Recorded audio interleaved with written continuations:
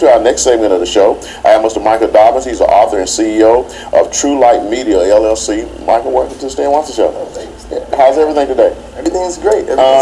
Where are you from? Because I know you're from somewhere. Yes. Well, I've come here before. That's what I thought. That's what I thought. I know this guy. Yes, I know this guy from somewhere. So you're author, and you didn't tell me that when you were playing music now. Oh, no. Okay. I didn't have a book then. You had a book then. Okay, well, good. Well, welcome back again. Thank you. What's your hometown? Hometown, well, I consider Atlanta, Georgia my home. Were you born here in Atlanta? No, sir. Military brat. Okay, so you're all over the place. Was born in Fort McClellan, Alabama. Oh, I know exactly what it is. That's down the street near Anderson, I think it is. Yes, sir. That's right. Okay. Now, you're the author and CEO of True Light Media. Yes, sir. This is your first book as well? Yes, sir. Okay, so this is your first book. Tell us a little bit about the book. All right, the book is called From Blaze to Glory. From Blaze to Glory? Yes, sir. What's your inspiration for that? It's my testimony. Your personal testimony? Yes, sir. Okay, all right. Testimony. Tell me about that. Well, it started out when I came to Atlanta, I was involved in hip-hop, and I was a battle rapper. And what's a battle rapper? Because I got kids, but they ain't tell me what battle rappers are. What does that mean? Battle rapper basically is when you grab a microphone, you go go battle against each other. Right. Opponent, we're trying to down each other and talk. Okay, your turn. Okay, gotcha. And I don't see that in movies. I know they did that for real. Okay. Oh yeah, I started in high school, okay. And I did pretty well with it. I was Atlanta's Blaze Battle Champion. Really? And got to be featured on television doing it. And eventually, I was going to go on tour. And that's when God spoke to me and told me that He had other plans. So I come out of that battle rap. Oh yeah, yeah. He said, "Let me worry about Carefree," and I left that alone. Really? I started preaching the gospel. Really? Months afterwards, yes, sir. How long you been preaching now? Now since 2001, it's been 15 years. 15 years. Oh my goodness. Okay, that's a testimony within itself. Amen. Okay, so you came out of the battle and the gangster rap and came into the ministry. You've been preaching 15 years. What is your message that you can give the young people? I'm sure that you have a message and a testimony because our young people, I mean, they really need some help now. Oh yeah, I agree. The message I have for the young people is no matter what you do, no matter how far you think you've gone, God is still able to redeem and change you. You know, you have to be willing to make those right decisions and make better choices. You know, you got to be careful about the influences and the people that you hang around. Sure. So that's been the main message that I'm pushing. Is just that the power of change is possible. Excellent. And that you can do all things through Christ if you just trust Him. Strengthening, okay. So The Blaze of Glory, your first book, how long did it take you to write this? I actually started in 2001 and kept losing it. Kept losing it? Kept losing copies. So were you put it down in writing or you actually on the computer typing? What were you doing? Originally I was writing and I started maybe 2-3 years ago really seriously. The Lord reminded me like it's time for you to finish this book. I said okay. So how long did it take you?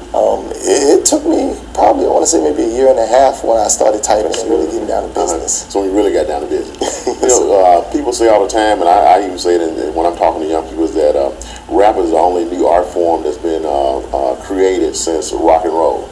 But we've taken rap to a different level. Talk a little about the negative impacts rap have on our community and society. Well, part of it is the same people say where art imitates life, but life also imitates art. So I like to remind people that when you're listening to the music, there's always a message and a method behind the production. It's not just by chance, and whether it's disrespecting women, whether it's discussing rape culture or violence or fighting, each of these things are covered. You have young impressionable minds listening to this stuff. Young people. And they memorize it. Yeah, they memorize it. Yeah, young people is young as 3 and 4 remember some of the raps, at least listening to the lyrics. That's right. Make it work. But what do you think that we need to do in our culture with our radio stations and television to help with the advantages that TV has given more than radio to rap? Right. Well, I think because remember back in the day there was no MTV before Michael Jackson got. That's right. So how has TV influenced and how can we help change some of that?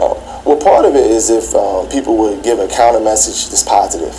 That would definitely be a start there. I think a lot of times they try to sell a dream to these young people as if this is their life. The children don't realize that the cars are rented, the clothes are rented, the record labels have given you a budget, you got to pay back with interest. Right, and they really believe these guys are shooting at police officers and running in the streets, and then they go home with their wife and kids at night. But if our kids do it, they go to jail because it's a real situation when they do it. And I think that's part of the problem is holding or pulling those artists to tasks. And first and foremost for me is always seeking God first through everything. That will always bring about a positive message. How do we transform the message that the rap is doing? Do we have a responsibility in the school or does the church have to take a larger role? I believe it starts with the church. I believe that a lot of our movements and advances have always been through the church first. So I think that leaders, the church, we have to walk in integrity to draw people to us to be able to be those type of leaders that can speak and get the right response from them. I believe the schools and the homes will follow suit. If we have more church stars. Exactly. Yes, sir. More churches involved. Okay. What has been your experiences dealing with churches? Oftentimes, if you're not a minister at that particular church and you want to come by and say hello to the youth group, I mean, how have you been accepted, or have you been accepted in these churches? It's been mixed emotions. I didn't answer that. I was just wanting to see what you were going to say. But yes, sir. Tell me about that.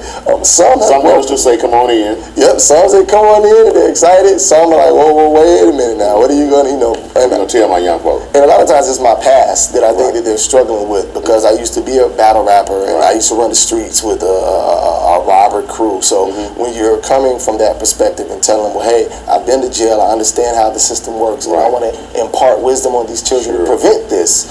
Some of them may feel threatened or intimidated, but I have had a warm reception from a lot. They have allowed me to come in. All right. Well, that's great. You got a great story, and you have a ministry, you have a church location. Yes, sir. Tell us where that is. Okay, I'm at the Church of God Mission in Jonesboro, Georgia, and free to welcome anytime.